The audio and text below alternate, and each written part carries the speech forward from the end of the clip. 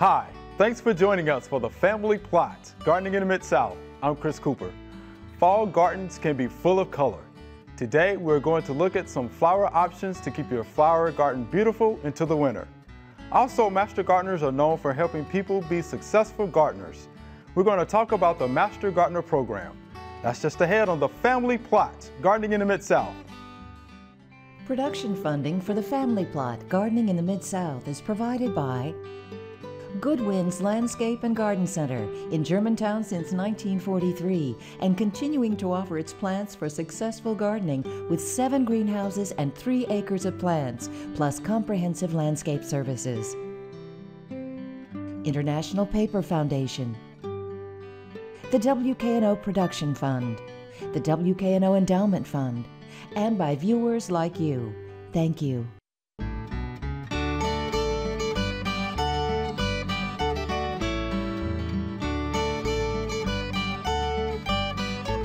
Welcome to the Family Plot. I'm Chris Cooper. Joining me today is Joellen Diamond. Joellen is a TSU agent in Tipton County, and Dr. Natalie Baumgartner. Dr. Natalie is the Tennessee Extension Master Gardener Coordinator. Thanks for joining me, ladies. Well, it's very good to be here. Nice to be here. All right, Joellen. Fall is coming. Yes. Okay. We want fall color in our gardens. So where should we start? Well, first thing you think of in fall is mums or Yes. chrysanthemums. Okay. And they're going to be the first for sale. Starting in September, they'll be for sale. And they'll be for sale clear through till November. Now, you might think that they bloom that long, but they really don't bloom that long. That's right. They are early, mid, and late blooming mums.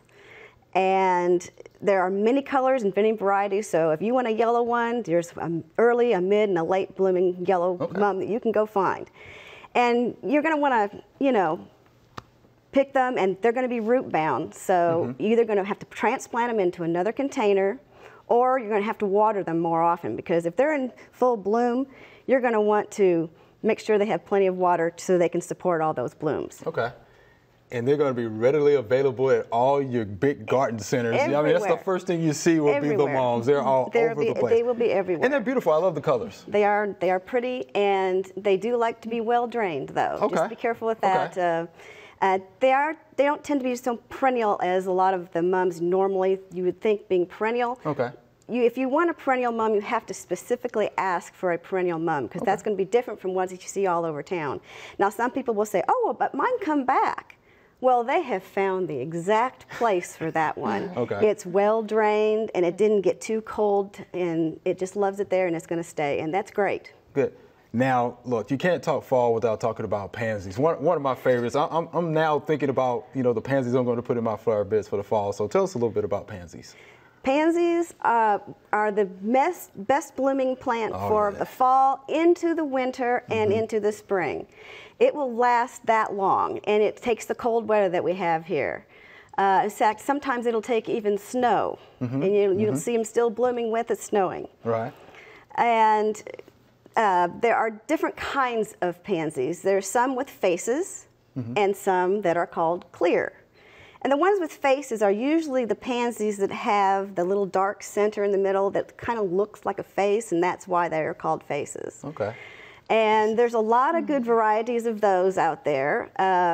You want to look for the series that does well in this area called Delta and Colossus and Majestic Giant, the Giant series. Okay.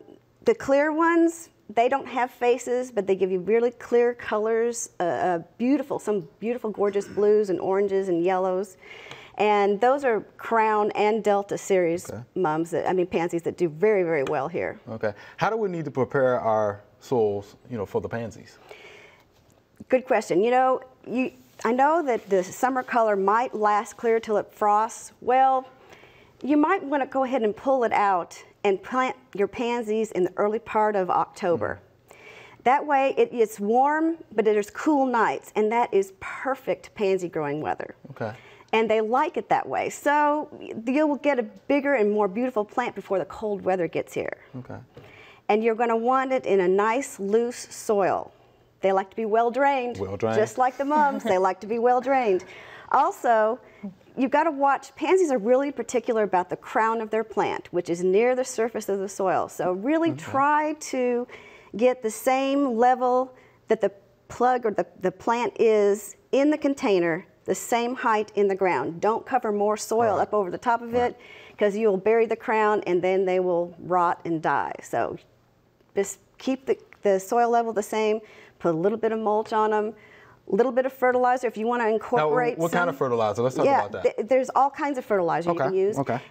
Or if you have a compost pile and have some nice organic compost to add to them, that will be a nice slow release fertilizer for them to last for a long time. And if you don't have that, any kind of slow release fertilizer would be good to add, simply because it will feed them for a long period of time, because they are in the ground for a long period of time. All right, so what about violas? If you have, now pansies like sun, just like the mums like sun. They like sun. But what if you don't have as sunny a site? You know, trees lose their leaves, yes. And that create more sun for you. But what about a house? It doesn't move. And even though the sun has different angles in the wintertime, you still might have a shady area. Try violas. Violas seem to do a lot better in the shady situation. Even though they do like sun, but they do better in shady situations too. And some good varieties for those are the sorbets and the pennies. They do very well in this area. Well, good. While we have a little time left, what about some other flowers that we can incorporate in the beds with our pansies and violas? Yeah, to give a little more interest, we have a lot of things like Dusty Miller, great foliage plant. And not only does it last, but you can leave it all summer long the next summer and just plant other plants around it. Dusty Miller lasts a very long time in the containers and in the ground with your pansies. Then there's also dianthus and snapdragons and ornamental cabbage and kale. And they all do very well here in this area. Now the dianthus and the snapdragons might not bloom when it gets really, really cold, but they'll stay green if they're well drained and they don't rot in the ground. That's the worst problem with the snapdragons, is it's not the cold that gets them, it's that it's too wet of soil. And that's what they don't like. And the ornamental cabbage does well too. Now, do they all like the full sun as well? They all like full sun and well-drained soils. Well-drained soils. And that's kind of, you know, winter is our wet season. So we get a lot of rain and we get a lot of snow cover, and you know, if we does get to snow, it just stays wet a lot. And so that's why it's important to have it well drained, because then everything will be happy and live and do well for everyone. All right, Joellen, we appreciate that information. We can't wait for those beautiful fall colors. Thank you. Thank you. There are a number of gardening events going on in the next couple of weeks. Here are just a few that might interest you.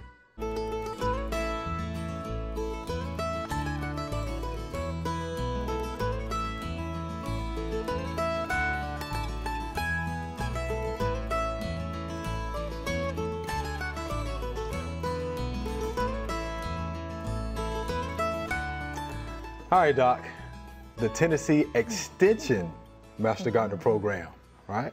And how long have you been on that job? Well, we're getting close to a year, Chris. Yeah, the end of October last year. So I've already been through my first winter and spring, summer in Tennessee, but great to be here.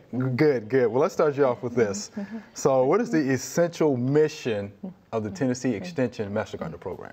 It's all about education. Sure it is. You know, and it's about horticulture education. And really, I think the critical element is the fact that not only are we providing great horticulture education through an amazing mosaic of volunteers that we have really the honor of working with throughout the state, but that it's information that's based on research. Right. You know, and so throughout the country we have great land-grant universities who are carrying out all kinds of vegetable and ornamental and woody plant, every kind of research that you can imagine, and it's our opportunity to kind of distill and deliver that information to, you know, hundreds and thousands of millions of citizens across the country, and we couldn't do it without the volunteers. All right, so what does the Extension Master Gardener Program look like nationwide? Because there are programs nationwide. Really? Yeah, pretty much in all 50 states. That's right.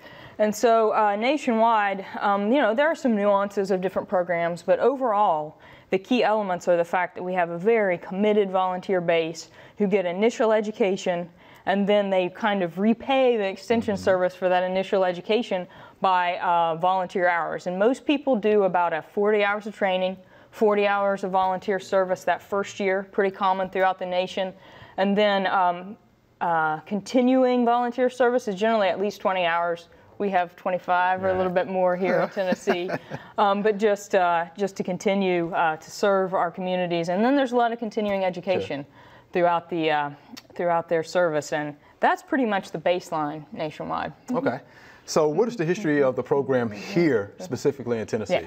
Here in Tennessee, the program started in about 1985 in Davidson County. Davidson County, how about that? Okay. So they are, actually, I think they may be getting ready to plan some 30th anniversary celebrations, so we're getting to be that time. But over the next few years, it really spread all throughout the state. So any county that really sees a need for residential and consumer horticulture education, they can institute a Master Gardener program, and from the state, we'll give them all the support we can, and their fellow agents in neighboring counties absolutely help them out as they get started. Joellen and I know a little bit about that. Yeah. All right. A lot of camaraderie. Yeah, a lot of camaraderie. So what's the overview of the program here in Tennessee? Well, right now here in Tennessee, we have about 38 different organizations throughout the state. Some of those, like the large associations in Selby County, are just one county. But in our smaller rural counties in East and West Tennessee, a lot of times those may be groups of counties. And so right now we have just about 2,500 dedicated, active volunteers who are contributing, amazing volunteer service throughout our state. Okay. So how does the program differ throughout the state? Rural areas, urban areas? Well, I would say there are probably a couple ways it differs. One is really just the nature of the projects that Master Gardeners are doing. So in the larger, more urban areas, they have the opportunity to participate at some really already established projects. Your folks have an opportunity to invest a lot of valuable time in the botanic gardens. In Middle Tennessee, there are great opportunities in historical gardens in some of the estates that are there. Also, a lot of large garden shows and opportunities for more urban Master Gardener groups to have input there, like the large Nashville Garden Show. And you guys have lots of activities at Agri Center as well. We have a lot. We should and in the rural counties, certainly there are educational events and and those types of activities that they put on. But you may see them really have more small community education. Maybe they're doing a lot more community gardens or a lot of activities at the county fairs. Some of our junior Master Gardener camps in ways that maybe they don't have as many thousands of people passing through their activities, but they're directing their programs to what their local folks need. So it's all about tailoring the education to the needs of the county. Sure, because those needs are there, regardless of what county you're in. Right. The needs are there. Exactly right. Okay, so what are some of your key roles? I know some of those key roles. So so Chris has a little bit of an inside information on this. This is actually not one of my most exciting questions to answer because I get to manage databases and write guidelines and. But I also get to work on a lot of our statewide educational events. I get to do writing for some of our training material, and really I serve to help create a similar organizational structure throughout the state, but a linkage to all the resources that UT Extension have. Really, my job is just to support county coordinators so that they can be more effective in the work they're doing with their local Master Gardener Association. Okay.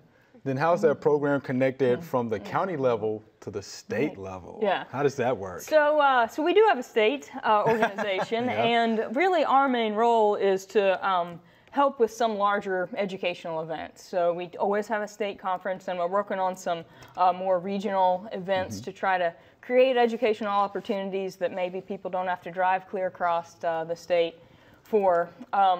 And really just support the coordinators in their role and provide opportunities for volunteers from different counties to get together, share experiences, and network. Okay. So it's really just equipping and creating opportunities for networking. All right. Last question. This is the $1 million question. Okay. So what is your vision for the program moving forward? I think that my vision is to continue to attract a wide range of interest levels and of generations. When we think about what our program might look like in 20 or 30 years, it's creating the opportunity for our current volunteers, but folks who may not even be interested in horticulture right now to be able to engage. So we want to maintain the strength and the important commitments of the program, but we want to make those service projects diverse enough that a lot of different people, working folks, young adults, have the opportunity to learn and to invest, because you know, those Generation Ys and X's, they're our volunteers of the future, and they have a great interest in horticulture. So it's all about understanding the needs of the state and just working with this great network of volunteers that we have, and the ones we hope to recruit to serve our state in the future. All right, I need to write that $1 million check then. All right, so the Tennessee Extension Master Gardener Program, one of the best programs that I think Extension offers, hands down. Oh yeah, absolutely, and I think we have at least 2,500 folks who would would back us up on that. I think we do. Doc, we appreciate that information. Oh, it's great to be here. Thanks. All right, here's our Q&A session. Okay, join in with me. All right, dear Family Plot, every year the leaves come out on our tree and it looks fine, but then by June the leaves start getting brown spots on them and falling off. Our tree looks awful in the summer, so does everything else pretty much. Can you tell us what this is and if there is any hope for our tree? And this is from Todd in Bartlett. And there's a picture of it on the screen there. And what do you think about that, Joellen? Well, and we talked a little bit about this. So a little about it. You know, is it an apple tree or a crab apple tree? It kind of looks like it. And what I would say is it looks a little bit like cedar apple rust. Is there a... We don't know, but is there a juniper tree within 500, 1,000 feet of this particular apple or crab apple tree? Because if there is, then they've got this symbiotic relationship with it that is called cedar apple rust. And it's not going to go away, unfortunately. Okay, it's going to be spread by wind or rain, you know, of course. Any more thoughts about that, Natalie? Well, I think that it'd always be good to maybe get a leaf sample so that you know, we could know for sure. Photos are a great place to start, but sometimes some microscopes and some leaves will help us get a little bit further I always down say the if we path. can get a, if we get a, you know, just a little better picture, a couple more additional pictures, photos, and a leaf sample definitely helps. But here's the thing that I would like to mention about brown spots on leaves this time of the year. So what? The leaves are done. They're finished. You know, it's time for the, you know, the tree itself to start thinking about fall and winter. They're conserving their sugars. That's right. Huddling down. So the tree, the leaves have already done their job. You know, so the fall is coming. The leaves are going to fall off. All right. But if you do have the brown spots on these fallen leaves, and always practice good sanitation. You know, you want to get those leaves up. You know, throw them in the trash, and I think you'd be fine because those leaves will have spores on them. Yes, they will. Okay, and those spores will be spread again by wind or rain. So you want to make sure that you practice good sanitation, get those leaves out of there, and I think you'll be okay. And then next year, just make sure you're paying attention to that tree when it comes out. And then there are some preventative fungicide sprays that you can use, or whatever the case may be. You can call me, and I'd be more than happy to come out and help you out with that. But that's what we have for you, Mr. Todd. I hope that helps out. Okay, here's our next viewer email. SOS, save our sedum. I have sedum autumn joy in both the east and west flower borders of my front yard. The west side is thriving. The east side appears to be rotting from the bloom down. The foliage just disappears. This started around June and has gotten worse. They have decent drainage. We'll come back to that. Decent drainage. And both sections receive around the same amount of light, although the sickly east side gets morning sun and the west side is sunny in the afternoon. The plants between the two sections of sedum appear unaffected. I'm concerned that whatever has decimated the east side is spreading. Are my sedum plants diseased? How can I help them? And this is from Miss Laura. Joanna, what do you think about that one? Well, you got to make sure that it's well drained in that area. I know she says it's well drained, but decent. She says decent. You don't. I had like 5 azalea plants that were planted all in a row. Okay. And one of them in the middle kept dying, and I knew it was because it was too wet. Well, I finally dug up the one that started the same symptom and raised it a good, 4 or 5 inches above the ground and mounded dirt around it just on that one little plant. And it seemed to help it. And why that one plant? You got to think about every inch of your property as being a microclimate. It's going to be different. Sure. I mean, I saw on the screen the sedum on the west side had a brick wall behind it.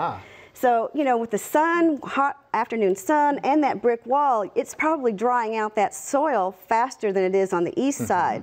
So even though it's well drained, it might just not be enough. Okay, maybe. And sedums, we know, full sun, have to have good drainage. Yeah. They don't want to be wet. They don't like that They can stand some moisture. drought conditions. Yes. They're not gonna love wet feet. They're not going to like that at all. So, Ms. Laura, I hope that helps you out. Make sure that you check your drainage, because I think that may be the culprit here. Okay.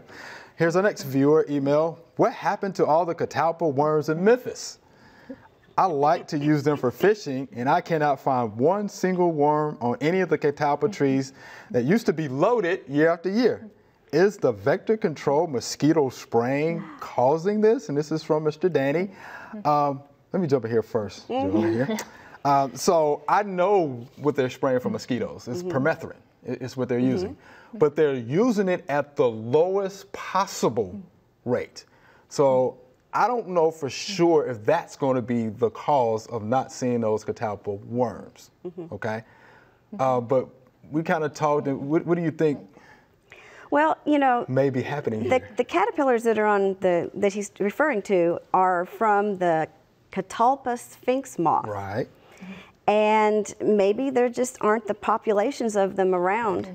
There is a predatory wasp that will also attack those worms, just like the hornworms on tomatoes. When you see those little white cocoons, little white on top of the, it's the same wasp that does that to the catalpa. Yeah, parasitizes it. To the caterpillars too. So, I mean, how do you attract more catalpas, the sphinx moths to your catalpa?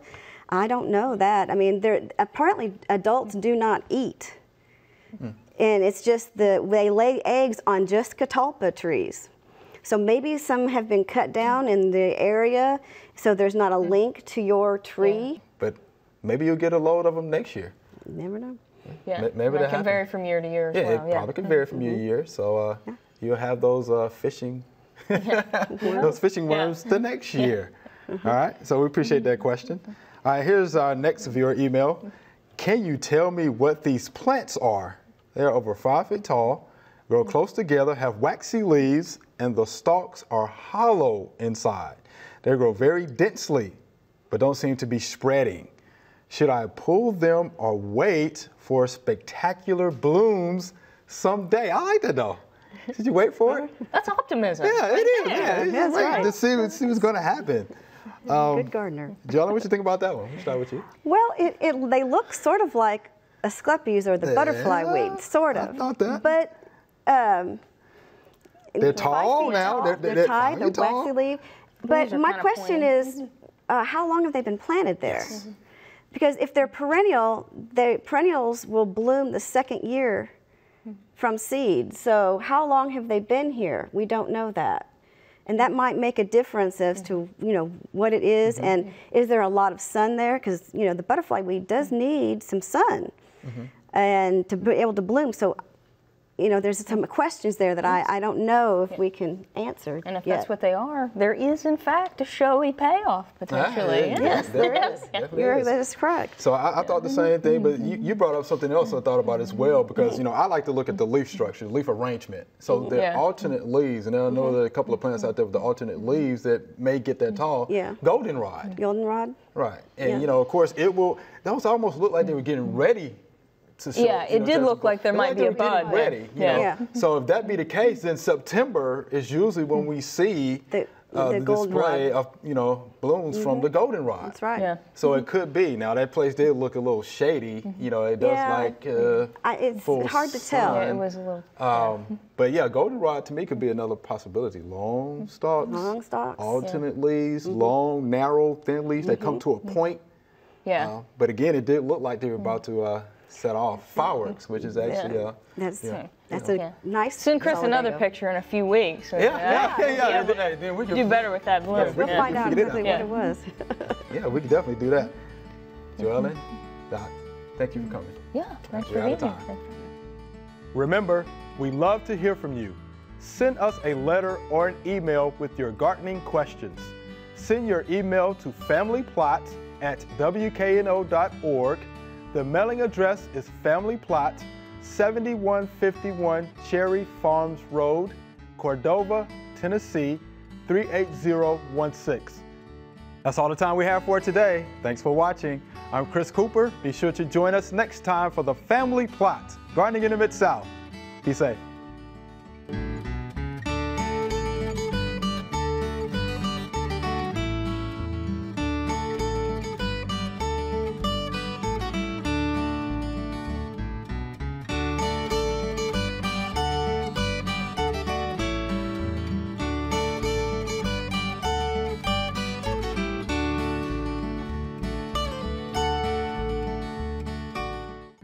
Production funding for the Family Plot, Gardening in the Mid-South is provided by Good Winds Landscape and Garden Center in Germantown since 1943 and continuing to offer its plants for successful gardening with 7 greenhouses and 3 acres of plants, plus comprehensive landscape services. International Paper Foundation, the WKNO Production Fund, the WKNO Endowment Fund, and by viewers like you. Thank you.